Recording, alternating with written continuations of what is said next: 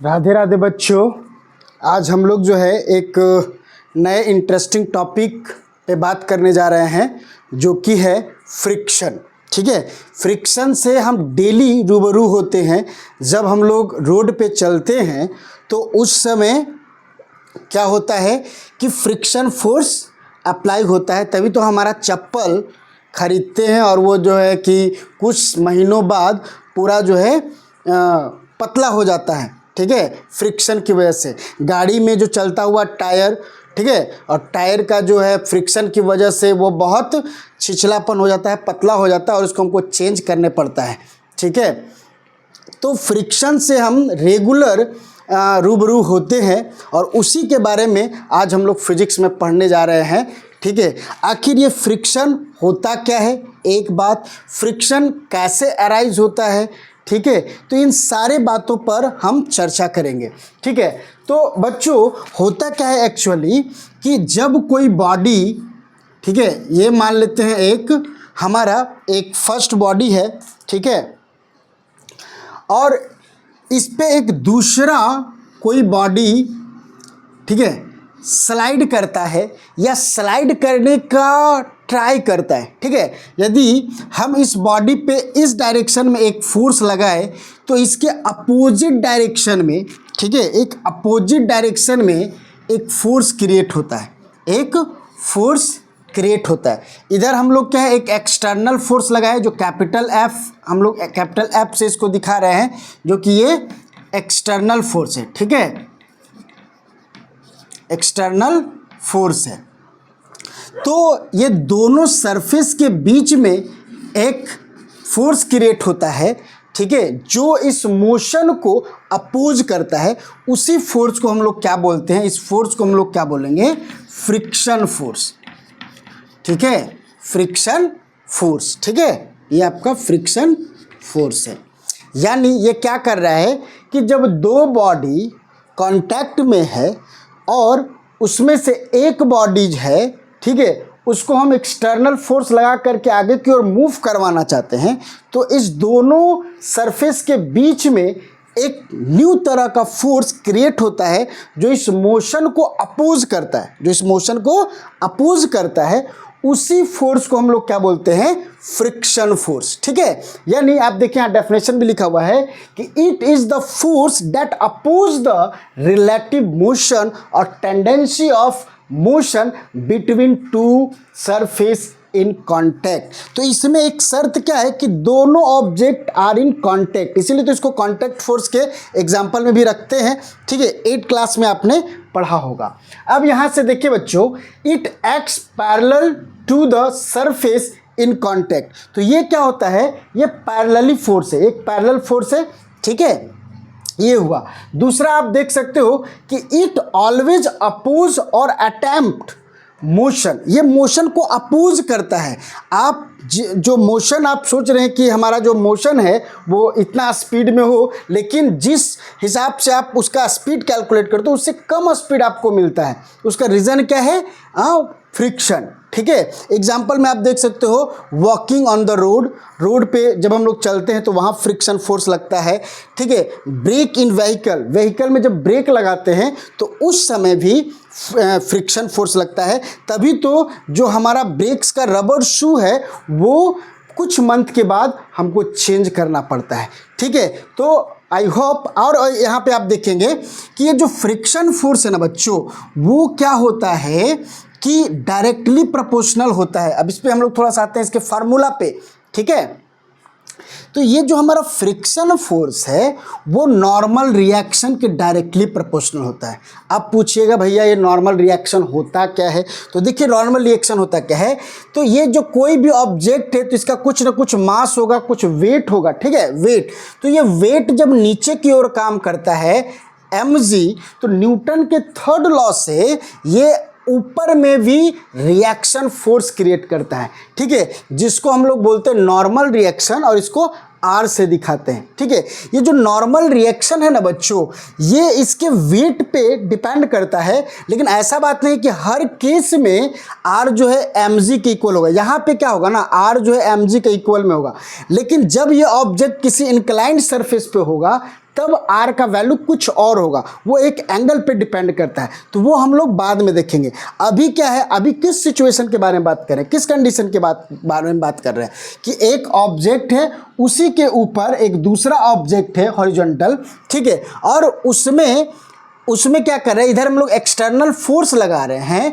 तो opposite direction में एक फ्रिक्शन फोर्स क्रिएट कर रहा है, और ये जो फ्रिक्शन फोर्स है ये नॉर्मल रिएक्शन के डायरेक्टली प्रोपोर्शनल है। और ये नॉर्मल रिएक्शन है क्या बच्चों, तो ये जो नीचे वेट जो काम कर रहा है, ग्रेविटी फोर्स जो काम कर रहा है, उसी के अपोजिट डायरेक्शन में एक रिएक्शन फोर्स काम करता है ऊपर की ओर में। आप न्यूटन्स के थर्ड लॉ जानते ही हैं, तो उसी के अकॉर्डिंग, ठीक है, इक्वल एंड अपोजिट फोर्स यहाँ पे ये काम कर रहा है, ठीक है। तो इस आर को हम लोग बोलते हैं नॉर्मल रिएक्शन, ठीक है।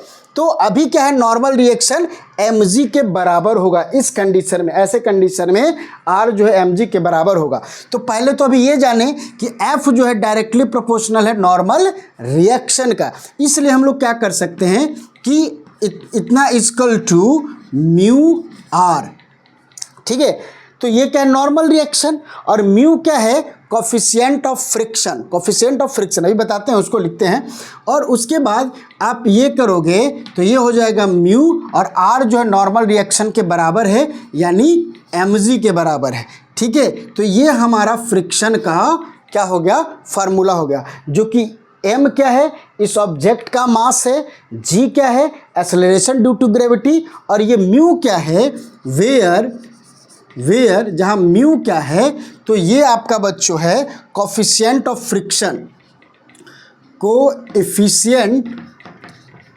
Efficient of friction, okay. तो ये कोफिशिएंट ऑफ फ्रिक्शन है, ठीक है। तो इसे आप नोट डाउन करें बच्चों, ठीक है। उसके बाद हम लोग आगे बढ़ते हैं।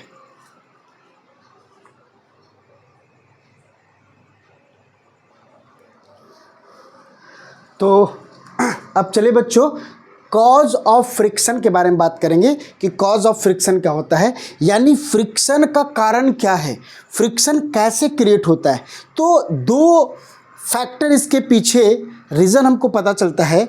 एक तो है interlocking of irregularities of surface जो होता है ना बच्चों, कोई भी सरफेस आप देखो मैटर का, तो वो रफ होता है, ठीक है, वो रफ सरफेस होता है। तो एक सरफेस का रफनेस और दूसरे सरफेस का रफनेस होने के कारण वो एक दूसरे को इंटरलॉक कर लेता है इसके तरीके से, ठीक है, जिसके कारण फ्रिक्शन क्रिएट होता है। एक दूसरा कंसेप्ट दिया जाता है मॉलिक्यूलर अट्रैक्शन का, ठीक है, जिसको एहेसिव फोर्स के कारण भी हम लोग बात जानते हैं कि ये देखिए, ये बॉडी 1 है और ये बॉडी 2 है। तो जब एक बॉडी का सरफेस का मॉलिक्यूल दूसरे बॉडी के मॉलिक्यूल के सरफेस से जो मॉलिक्यूल्स है उसको अट्रैक्ट करता है, उसे अपनी ओर अट्रैक्ट करता है, जिसके कारण ये फ्रिक्शन फोर्स क्रिएट होता है, ठीक है। तो molecular attraction between the surface, ठीक है, तो ये हमारा कॉज है। दूसरा बच्चों, अब हम लोग टाइप्स ऑफ फ्रिक्शन के बारे में पढ़ेंगे। तो फर्स्ट अभी हम इसके बारे में बात कर रहे हैं, स्टैटिक फ्रिक्शन के बारे में। और भी फ्रिक्शन है, स्टैटिक फ्रिक्शन हो गया, काइनेटिक फ्रिक्शन हो गया, स्टेप बाय स्टेप हम लोग बात करेंगे। तो अभी क्या है, स्टैटिक फ्रिक्शन। स्टैटिक फ्रिक्शन क्या होता है बच्चों कि जब कोई ऑब्जेक्ट, ठीक है, जब कोई ऑब्जेक्ट एक रेस्ट में है, एक दूसरे सरफेस पे रेस्ट में है, ये बॉडी ए है और ये मान लें बॉडी बी है, और इस बॉडी पे जब हम लोग एक एक्सटर्नल फोर्स लगा रहे हैं, लेकिन शर्त क्या है, ये बॉडी रेस्ट में होनी चाहिए, ये बॉडी रेस्ट में होनी चाहिए। अब मान लेते हैं कि इसमें हम 10 न्यूटन का फोर्स अप्लाई करेंगे, तब जाकर के ये बॉडी मूव करना स्टार्ट कर देगा। यदि हम मैक्सिमम 10 न्यूटन का फोर्स इस पे अप्लाई कर रहे हैं सपोज, तो ये बॉडी मूव करना स्टार्ट कर देगा। लेकिन मैंने यहाँ पे 10 न्यूटन का फोर्स नहीं लगाया, मान लेते हैं हम लोग 2 न्यूटन का फोर्स लगा रहे हैं, ठीक है, तो ये बॉडी भी 2 न्यूटन का फोर्स अपोजिट डायरेक्शन में फ्रिक्शन फोर्स क्रिएट हो जाएगा, इस डायरेक्शन में एक फ्रिक्शन फोर्स क्रिएट हो जाएगा। तो ये जो फ्रिक्शन फोर्स जो 2 न्यूटन का है वो क्या है, स्टैटिक फ्रिक्शन। ठीक है, ये भी तो एक फोर्स है। अब मान लेते हैं इसको और थोड़ा सा बढ़ा दे, 4 न्यूटन कर देते हैं। अभी भी ये बॉडी जो अपोजिट डायरेक्शन में, इस दोनों सरफेस के बीच में जो अपोजिट डायरेक्शन में फोर्स लग रहा है ना, उसको हम लोग स्टैटिक फ्रिक्शन के नाम से जानेंगे। ठीक है, यानी और हम इंक्रीज करते हुए 8 न्यूटन ले जाते हैं। ठीक है, तब ये दोनों के बीच में जो फ्रिक्शन लगेगा वो 8 न्यूटन का लगेगा, उसे भी हम लोग स्टैटिक फ्रिक्शन के नाम से जानेंगे। यानी मैक्सिमम 10 न्यूटन तक, ठीक है, 10 न्यूटन तक यानी 9 न्यूटन तक हम लोग उसको क्या कहेंगे, स्टैटिक फ्रिक्शन। ठीक है बच्चों, लेकिन जब ये मैक्सिमम 10 न्यूटन का फोर्स इस पे हम लोग लगाएंगे, ठीक है, तो अब क्या होगा, बॉडी जस्ट टू स्लाइड करने के मोड में रहेगी। ठीक है, अब क्या है, इससे 10 न्यूटन से ज़्यादा हम फोर्स लगा देंगे तो ये बॉडी अब क्या हो जाएगा, मोशन में आ जाएगी, ये बॉडी मोशन में आ जाएगी। ठीक है, तो ये जो मैक्सिमम, अच्छा और एक बात हम बात करने जा रहे हैं कि जब हम लोग इसमें 10 न्यूटन का फोर्स लगाएंगे तो इसका स्टैटिक फ्रिक्शन क्या हो जाएगा, 10 न्यूटन के बराबर हो जाएगा। तो इसे हम स्टैटिक फ्रिक्शन तो बोलेंगे ही, एक दूसरा नाम देते हैं लिमिटिंग फ्रिक्शन। ठीक है, तो लिमिटिंग फ्रिक्शन में क्या होगा, मैक्सिमम फ्रिक्शन जो होगा उसी को हम लोग लिमिटिंग फ्रिक्शन के नाम से भी जानते हैं। ठीक है, फिलहाल अभी तो हम बात कर रहे थे किसका, स्टैटिक फ्रिक्शन का। तो स्टैटिक फ्रिक्शन क्या होता है कि जब किसी ऑब्जेक्ट पे एक्सटर्नल फोर्स हम लगाते हैं और वो बॉडी मूव नहीं कर रही है, उस समय जो अपोजिट डायरेक्शन में जो फोर्स लगाया जाता है उस फोर्स को हम लोग बोलते हैं स्टैटिक फ्रिक्शन। ठीक है, आप देख सकते हो कि the friction acting when the body is at rest, ये बॉडी रेस्ट में होगा उस समय जो फ्रिक्शन लगा रही है ये, ठीक है, उसी को हम लोग स्टैटिक फ्रिक्शन के नाम से जानते हैं। ठीक है, ये क्या करता है, मोशन को अपोज करता है। ठीक है, और मोशन उस समय होता नहीं है, यहाँ पे मोशन नहीं होता है। ठीक है, और अगले और भी टाइप के बारे में भी हम लोग देखेंगे, पहले इसे आप नोट डाउन करें। ठीक है,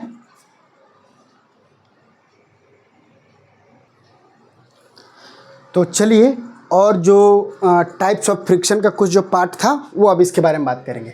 तो अब क्या बताए थे, लिमिटिंग फ्रिक्शन, इसके बारे में हम बताए। लिमिटिंग फ्रिक्शन क्या होता है कि आपको हम बताए थे, क्या बताए कि यदि हम लोग के पास कोई बॉडी है, ठीक है, और उस बॉडी पे एक दूसरा बॉडी है, ठीक है, और हम जब इस पे कोई एक्सटर्नल फोर्स लगाते हैं, ठीक है, इधर की ओर जब हम लोग एक्सटर्नल फोर्स लगाते हैं तो इसके अपोजिट डायरेक्शन में एक फ्रिक्शन फोर्स क्रिएट होता है, अपोजिट डायरेक्शन में एक फ्रिक्शन फोर्स क्रिएट होता है।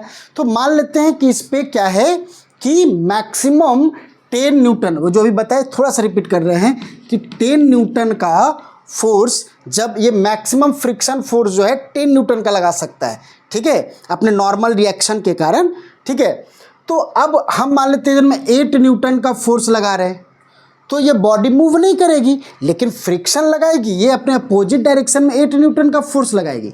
मतलब जितना ज़्यादा धीरे धीरे फोर्स हम इंक्रीज करते हैं उतना ये धीरे धीरे ये भी फोर्स इंक्रीज करती है, लेकिन एक लिमिट में।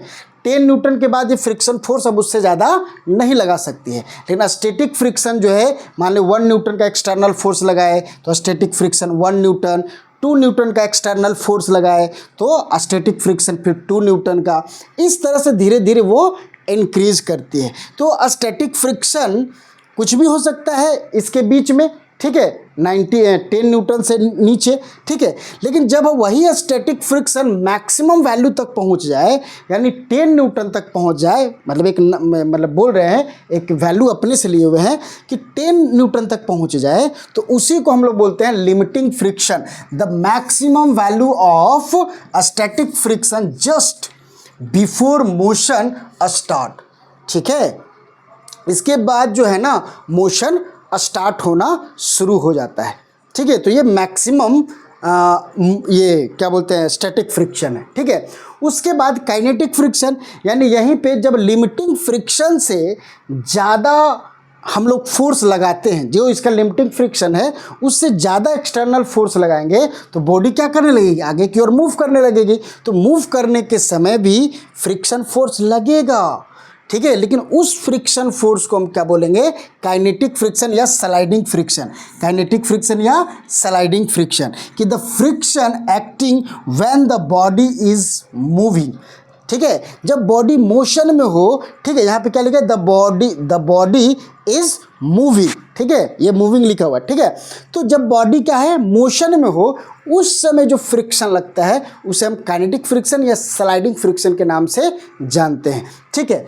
अब आगे आ जाते हैं, एक फोर्थ है रोलिंग फ्रिक्शन। रोलिंग फ्रिक्शन क्या होता है बच्चों, ठीक है, कि अच्छा इसमें एक आप डायग्राम भी बना सकते हो, इसको थोड़ा सा देख लेते हैं कि इस तरीके से ऐसे, ठीक है, तो इस पे क्या कर रहा है, बॉडी स्लाइड कर रहा है, ठीक है, तो स्लाइड कर रहा है, आगे की ओर फोर्स लग रहा है, तो इसके अपोजिट डायरेक्शन में आप दिखा सकते हो, क्या दिखा सकते हो, काइनेटिक फ्रिक्शन, ठीक है,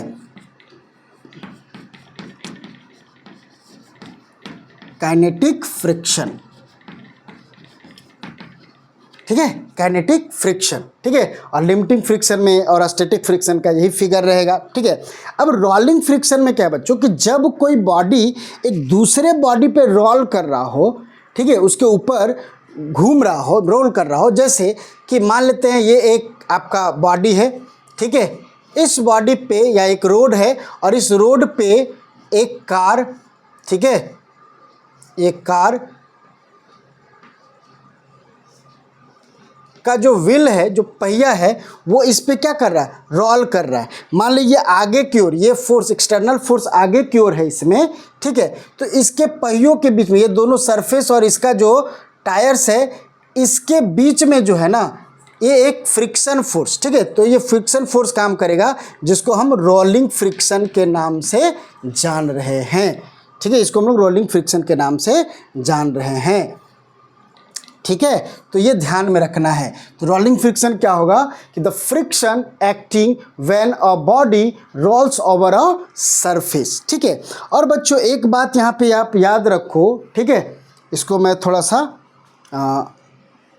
इरेज कर रहा हूँ ये वाला, ठीक है, कि जो स्टैटिक फ्रिक्शन अभी हम लोग देखे कि म्यू एस क्या था, कोफिशिएंट ऑफ फ्रिक्शन, तो ये सबसे ज़्यादा होता है, ठीक है, उससे ज़्यादा क्या होता है, म्यू के क्या है, कोफिशिएंट ऑफ काइनेटिक फ्रिक्शन, और उससे सबसे कम क्या होता है, mu r, coefficient of rolling friction, ठीक है। तो ये इसे आप नोट डाउन करके रखेंगे कि स्टैटिक फ्रिक्शन का जो कोफिशिएंट ऑफ फ्रिक्शन है वो सबसे ज़्यादा होता है, उससे कम काइनेटिक फ्रिक्शन का और उससे कम रोलिंग फ्रिक्शन का, ठीक है। आई होप आपको ये अच्छी तरह से समझ में आया होगा, ठीक है, और इसके जो और भी लेक्चर्स है वो धीरे धीरे हम लोग करते चले जाएंगे। तो आज के लिए इतना ही, थैंक यू।